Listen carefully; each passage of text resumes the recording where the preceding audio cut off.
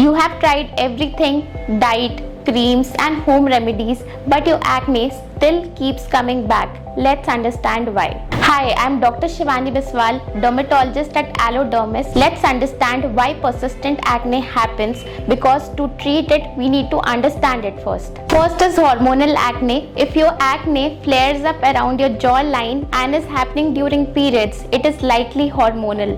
Androgens increase sebum production. Sebum production से clogging of pores होता है. Studies show that 50% of women over 20 have hormonal acne. Second is PCOS and insulin resistance. PCOS, insulin resistance spikes responsible for acne breakouts. So check for irregular periods and hair loss, because it is not just skin deep. Third is high glycemic index food like sugar and dairy. It increases insulin like growth factors 1, which is responsible for acne breakouts.